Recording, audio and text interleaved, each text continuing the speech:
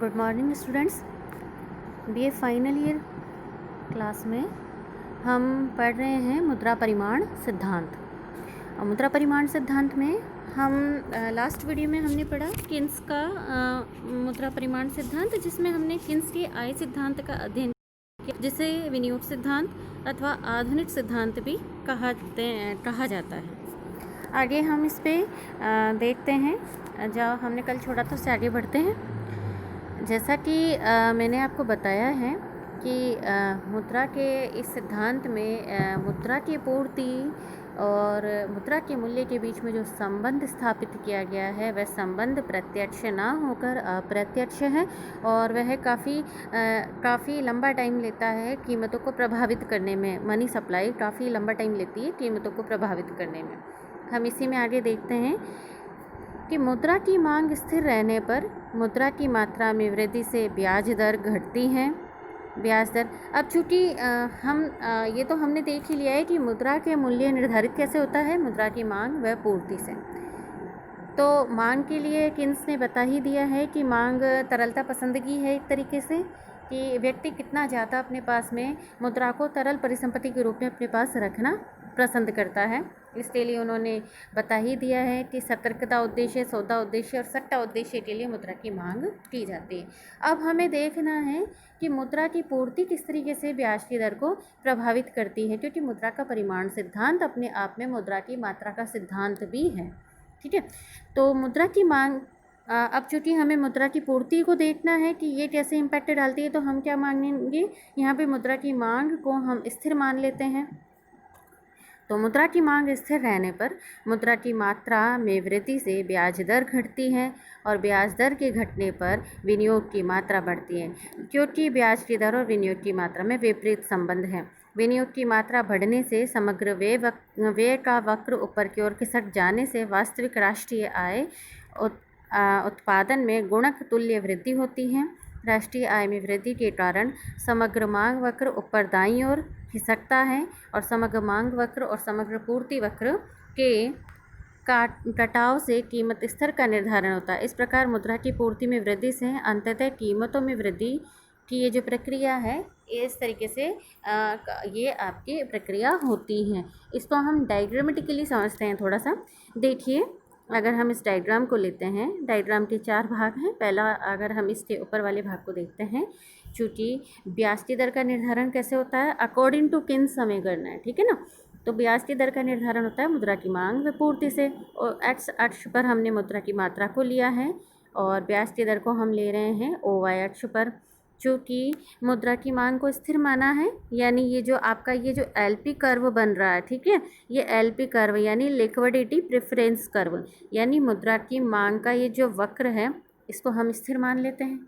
इसको स्थिर मानने पर हमें देखना है कि मुद्रा की पूर्ति में परिवर्तन का क्या प्रभाव पड़ता है ब्याज की दर का।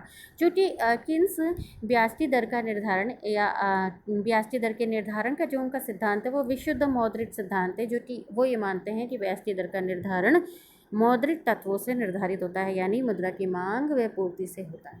तो यहाँ पर हम चूँकि मुद्रा की मांग को हमने स्थिर कर लिया है, तो मुद्रा की पूर्ति जो कि M1 से बढ़ाकर M2 कर दी गई है। इस मुद्रा की पूर्ति को बढ़ाने से ब्याज की दर क्या हो गई है, ये कम हो गई है, ये R2 से कम होकर R1 हो गई है। जैसे ही आपने मुद्रा की पूर्ति बढ़ा दी है और दी हुई मुद्रा की मांग पर ब्याज की दर आपकी कम हो गई। ब्याज की दर जो कि पहले R2 थी, ऐसी परिस्थिति में आप, अगर हम डायग्राम B का देखते हैं पार्ट, जिसमें संबंध दिया गया है किसके बीच में, विनियोग की मात्रा और ब्याज की दर के बीच में संबंध को बताया गया है। विनियोग में कैसा संबंध है, ये नेगेटिव रिलेशन है, जो आप इस कर्व के थ्रू देख सकते हैं। ये कर्व क्या है, ये मार्जिनल एफिशिएंसी ऑफ इन्वेस्टमेंट यानी निवेश की सीमांत दक्षता को ये बता रहा है, यानी निवेश की प्रत्येक इकाई से कितना आउटपुट, या आप कह सकते हैं कि एक निवेशकर्ता को कितना लाभ मिलता है प्रति इकाई निवेश करने से। अब चूँकि आप देख रहे हैं कि ब्याज की दर जब R2 थी, ऐसी परिस्थिति में जो विनियोग है वो I1 के ऊपर है, ठीक है। R2 पर ये I1 विनियोग है। इसी तरीके से जब हम आगे देखते हैं यहाँ पे, जैसे ही ब्याज की दर में कमी होती है, ब्याज की दर में इस कमी से जो आपके निवेश है वह निवेश आपका बढ़ के क्या हो गया, I1 से I2, यानी आप इस सिचुएशन को आप देखिए, मुद्रा की पूर्ति में बढ़ोतरी हो रही है और ये बढ़ोतरी होकर कितनी हो रही है, M1, ठीक है ना, M1 से M2 ये बढ़ोतरी हो रही है, ठीक है। इसी तरीके से इसकी वजह से ब्याज की दर में क्या हो रहा है, ब्याज की दर में गिरावट आ रही है और ये गिरावट क्या आ रही है, R2 से R1। आगे देखते हैं निवेश के ऊपर क्या प्रभाव पड़ रहा है। निवेश अगर हम देखें तो ये बढ़ रहा है और ये कितना बढ़ रहा है, आपके I1 से I2 ये निवेश की मात्रा बढ़ रही है। अच्छा, अब आप देखिए कि जैसे ही निवेश की मात्रा बढ़ जाती है, क्योंकि हम क्या मानते हैं कि राष्ट्रीय आय की जब हम कैलकुलेशन करते हैं व्यय दृष्टिकोण से, तो हम कहते हैं C+I+G+X-M, ठीक है। तो ये है राष्ट्रीय आय का व्यय की दृष्टि से कैलकुलेशन किया। अब हम ये मान रहे हैं कि आय क्या है, यहाँ पर ये व्यय दृष्टिकोण से राष्ट्रीय आय का कैलकुलेशन, तो ये क्या है, एक तरीके से आय का भाग है, ठीक है। तो जैसे ही इन्वेस्टमेंट में गुणक, अब इन्वेस्टमेंट जैसे ही बढ़ता है, इस इन्वेस्टमेंट के बढ़ने से आप ये देखिए, जो हम इस डायग्राम में देख रहे हैं यहाँ पे, ये जो डायग्राम है, ये डायग्राम आपके वांछित व्यय और वांछित वास्तविक राष्ट्रीय आय इन दोनों के बीच में संबंध बता रहा है। यहाँ पर ये AE रेखा जो कि मूल बिंदु से निकल रही है, ये 45 डिग्री रेखा है जो ये बताती है कि समग्र आय समग्र व्यय बराबर है, ठीक है। तो यहाँ पर या हम इसको ये भी कह सकते हैं कि जो आय है उसका C+S यानी बचत या उपभोग कर लिया जाता है, ठीक है। तो ये संतुलन की अवस्था को दर्शा रही है। अब आप देखिए कि जैसे ही इनकम इन्वेस्टमेंट में बढ़ोतरी होती है, आप इसको यहाँ पर ये ले सकते हैं, ये जो AE कर्व आपको यहाँ पे दिखाया जा रहा है, एग्रीगेट एक्सपेंडिचर, समग्र व्यय वक्र है ना, समग्र व्यय वक्र को आप इस रूप में भी लिख सकते हैं C+I+G, ठीक है। इस रूप में भी लिख सकते हैं। जो परिवर्तन आया वो परिवर्तन क्या है, I1 से I2 ये बढ़ा है। I2 बढ़ने से इन्वेस्टमेंट में जो हमने ये वृद्धि की है, I2 वृद्धि कितनी हुई है, I2 माइनस I1 यानी डेल्टा आई के बराबर में यहाँ वृद्धि हुई है। ये वृद्धि आप इसको इस रूप में दिखा सकते हैं, डेल्टा आई, है ना, ठीक है। इसमें ये जो परिवर्तन आया, इस वजह से क्या हुआ है, ये समग्र पूर्ति वक्र को, ये जो आपका समग्र मांग वक्र है, आप ये देखिए यहाँ पर, ये इसको E1 से E2 पॉइंट पे प्रतिच्छेद कर रहा है, इंटरसेक्ट कर रहा है, ठीक है ना। इस पॉइंट पे आप ये देखिए, ये जो यहाँ पर इनकम है ये क्या है, Y2 हो गई है, Y1 यहाँ पर है और ये Y2 इनकम, यानी इनकम में बढ़ोतरी हुई, यानी निवेश के बढ़ने से इनकम में बढ़ोतरी हुई है और ये बढ़ोतरी कितनी हुई है, गुणक के बराबर बढ़ोतरी हुई है। आगे इसमें देखिए, आप इसमें देखिए आगे कि जैसे ही इनकम में बढ़ोतरी होती है, मांग बढ़ती है, मांग बढ़ रही है, तो समग्र मांग वक्र जो है आपका, ये आप इसको देखिए इसमें कि समग्र मांग वक्र है, ये जो कर्व बता रहा है, ये कर्व क्या बता रहा है, समग्र मांग वक्र और समग्र पूर्ति वक्र कहाँ एक दूसरे में आपस में इंटरसेक्ट कर रहे हैं, कहाँ और कहाँ पर, जहाँ ब्याज की दर का, या आप कह सकते हैं कीमत का, यहाँ पर ये ब्याज की दर नहीं, इसको आप कीमत लिखिएगा यहाँ पे, तो कीमत का निर्धारण, ठीक है ना, कीमत का निर्धारण यहाँ पे हो रहा है। तो आप ये देखिए कि समग्र जो पूर्ति वक्र है उसका उसकी जो शेप है इस तरीके से जा रही है, आप इसको सीधा भी ले सकते हैं, है ना, ठीक है। और समग्र मांग वक्र बढ़ गया है, क्यों, क्योंकि इनकम में बढ़ोतरी हो गई है, तो समग्र मांग वक्र जो बढ़कर आपका क्या हो गया, AD1 से शिफ्ट होकर AD हो गया। ऐसी परिस्थिति में जो आप देखिए कि जो E1 से जो संतुलन है, E1 से E2 हो गया है, यानी राष्ट्रीय आय में जो वृद्धि हुई है Y1 से Y2 वो यहाँ पर शो हो ही रही है, और इस वजह से, और साथ में कीमतों में जो वृद्धि हो रही है वो कितनी हुई है, P1 से P2 कीमतों में वृद्धि हुई है। कि मुद्रा की मात्रा में परिवर्तन करने से किस तरीके से कीमतों में परिवर्तन हो रहा है, यानी मुद्रा की मात्रा जैसे ही आपने बढ़ा दी है, वैसे ही कीमतें भी बढ़ गई हैं। इसको अगर हम एक्सप्लेन भी कर सकते हैं इस डायग्राम को, ये आप इसका एक्सप्लेनेशन देख सकते हैं कि एलपी वक्र मुद्रा की मांग को व्यक्त कर रहा है और किस तरीके से आप मुद्रा की जो मात्रा है वह बढ़कर OM से OM2 हो गई है। और दी हुई मुद्रा की मांग पर जब मुद्रा की पूर्ति बढ़ती है तो ऐसी परिस्थिति में ब्याज की दर में गिरावट आती है और ये R2 से R1 हो गया है। R2 से R1 होते ही निवेश की मात्रा में कितनी वृद्धि हुई है? ये वृद्धि हुई है I1 से I2 जैसे ही निवेश बढ़ता है, इस निवेश की वजह से आपको गुणक का अगर फॉर्मूला ध्यान हो तो K बराबर गुणक का फॉर्मूला है delta Y upon delta I, ठीक है। तो जैसे ही निवेश में वृद्धि होती है उसकी वजह से आय में जो वृद्धि हो रही है वह गुणक का गुणा होता है। यानी आप इस फॉर्मूले को ऐसे भी लिख सकते हैं कि इनकम में कितनी वृद्धि होगी? वो वृद्धि होगी K इंटू डेल्टा I, इतनी आपके इनकम में वृद्धि होगी निवेश में वृद्धि होने से। यानी गुणक का गुण आप कह सकते हैं K का गुणा निवेश से कर दीजिए तो आपका ये गुणक प्रभाव से इनकम में वृद्धि को बताया जा सकता है। इसी तरीके से आगे आप देखिए कि जैसे ही राष्ट्रीय आय OY1 से बढ़कर OY2 हो जाती है और राष्ट्रीय आय में वृद्धि के कारण समग्र मांग वक्र एडिड डिमांड कर्व AD1 से बढ़कर ऊपर दाईं ओर खिसकने से, जैसा कि इसमें हम देख रहे हैं कि किस तरीके से ये ऊपर AD1 से AD शिफ्ट हुआ है और दाईं ओर खिसकने से AD2 पर पहुंचता है और समग्र मांग वक्र और समग्र पूर्ति वक्र जहां एक दूसरे को काट रहे हैं E2 पॉइंट पर, वहां पर कीमतें बढ़कर P1 से P2 हो गई हैं। इस प्रकार मुद्रा की पूर्ति में वृद्धि से कीमत स्तर पे डायरेक्टली इम्पैक्ट नहीं पड़ रहा है। कीमत स्तर पे जो परिवर्तन आ रहा है वह चरणबद्ध रूप से आ रहा है।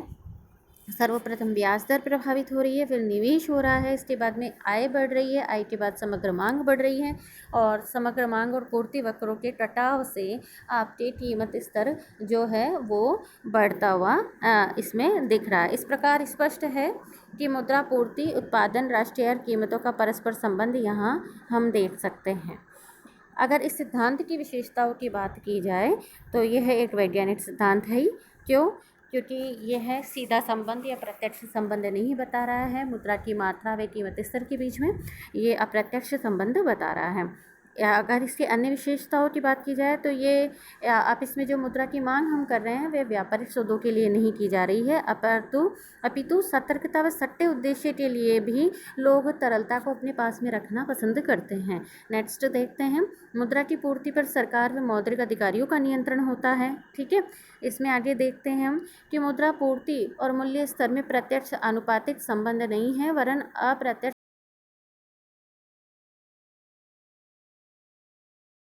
और से ब्याज दर, निवेश, राष्ट्रीय उत्पादन, आय और समग्र मांग में वृद्धि होती है और कैसा परिवर्तन आता है और आगे चलकर किस तरीके से यह कीमत स्तर को प्रभावित करता है।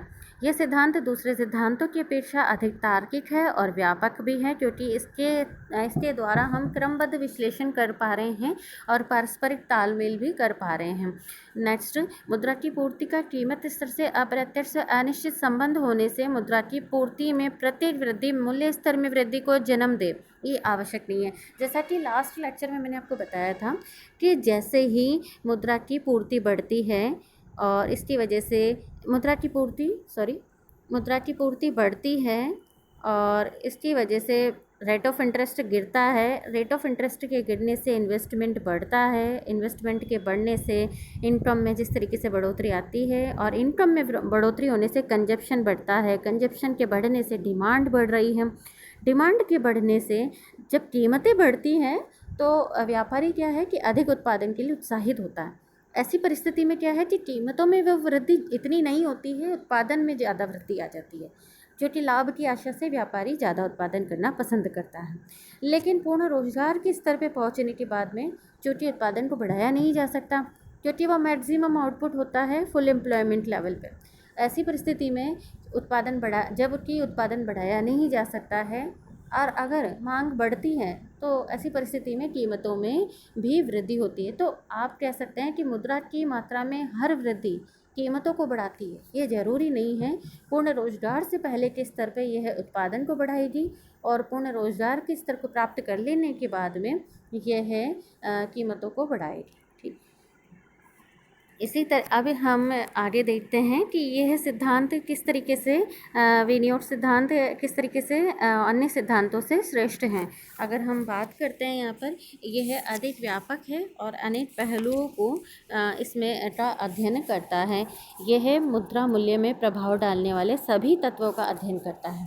यह आय, बचत, विनियोग, उपभोग एवं लागत आदि सभी शक्तियों के प्रभावों को समन्वित करता है। व्यवहारिक एवं सरल है। यह मूल्यों में परिवर्तनों के कारणों की विधि और क्रम के साथ साथ विभिन्न तत्वों के पारस्परिक संबंध में तालमेल बिठाकर सिद्धांत को सरल बनाता है। नेक्स्ट, व्यापार चक्रों की व्याख्या करता है। ये सिद्धांत जब समझ आती है तो आय घटती है, वस्तुओं की मांग घटती है, विनियोग घटता है, बेरोजगारी फैलती है, पूर्ति स्थिर रहने से मूल्य गिरते हैं। इसके विपरीत जब व्यय बढ़ता है, आय बढ़ती है, निवेश बढ़ता है, रोजगार बढ़ता है और लागत एवं मांग में वृद्धि से कीमत बढ़ती है। इस प्रकार ये व्यापार चक्रों की बहुत अच्छे तरीके से व्याख्या करता है। व्यापार चक्र क्या है? व्यापार चक्र आपके आर्थिक वृद्धि में होने वाले उतार चढ़ाव को बताता है। तो ये क्या है कि व्यापार चक्र किस तरीके से ऊपर नीचे शिफ्ट होता है, इसका अध्ययन इसके माध्यम से किया जा सकता है। नेक्स्ट है अर्थव्यवस्था पर प्रभाव। आय सिद्धांत में मुद्रा के द्वारा अन्य क्षेत्रों में परिवर्तन को जन्म देने की व्याख्या की गई है। मुद्रा की पूर्ति में वृद्धि होने पर ब्याज दर में कमी, विनियोग में वृद्धि, उत्पादन में वृद्धि, स्वभावतः आय में वृद्धि से मांग वृद्धि और मूल्य स्तर में वृद्धि होगी। अगर उत्पादन में वृद्धि मौद्रिक आय से कम है, अन्यथा संतुलन हो सकता है। नेक्स्ट है मौद्रिक एवं रोजगार नीति का आधार। ये सिद्धांत न केवल मुद्रा के मूल्य की व्याख्या करता है अपितु इससे नीति निर्धारकों को उचित मार्गदर्शन प्राप्त होता है। नेक्स्ट, समष्टि अर्थशास्त्र का आधार है ये सिद्धांत। नेक्स्ट, मुद्रा और मूल्यों का संबंध। जैसा कि मैं पहले ही बता चुकी हूँ कि मुद्रा का ये जो सिद्धांत है, मुद्रा की मात्रा का मूल्यों पर प्रत्यक्ष प्रभाव को नहीं, अप्रत्यक्ष प्रभाव को बताता है, जो कि हम इसमें अध्ययन कर चुके हैं कि किस तरीके से सर्वप्रथम ये ब्याज दर को प्रभावित करता है, फिर निवेश के बाद में राष्ट्रीय आय के बाद में समग्र मांग और समग्र मांग के बाद में यह कीमतों को प्रभावित करता है। तो इस प्रकार से ये हमें पूरे मौद्रिक व्यवस्था को समझने में एक तरीके से सहायक हो सकता है और हम किस तरीके से अपनी मॉनेटरी पॉलिसी को लागू कर सकते हैं और उसे किस तरीके से सफल बना सकते हैं, उसके लिए ये सिद्धांत अपने आप में महत्वपूर्ण सिद्ध होता है। अगर हम इसकी आलोचनाओं की ओर ध्यान दें तो लियोन्टिफ ने इसकी आलोचना की है और वह मानते हैं कि बचत और विनियोग प्रत्येक दिशा में समान नहीं होते और उन्हें मापना भी सरल नहीं है। नेक्स्ट, प्रोफेसर लुट्स के अनुसार किन्स ने बचत और विनियोग की जो परिभाषाएं दी है वह प्रावेगिकी परिवर्तनों व साख नीति के अध्ययन में बेकार व अव्यावहारिक हैं।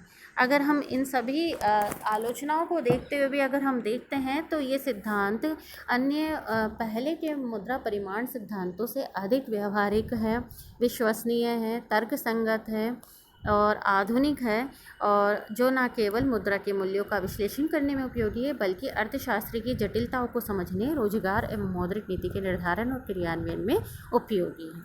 तो इस तरीके से हमारा मुद्रा परिमाण सिद्धांत संपूर्ण होता है। धन्यवाद।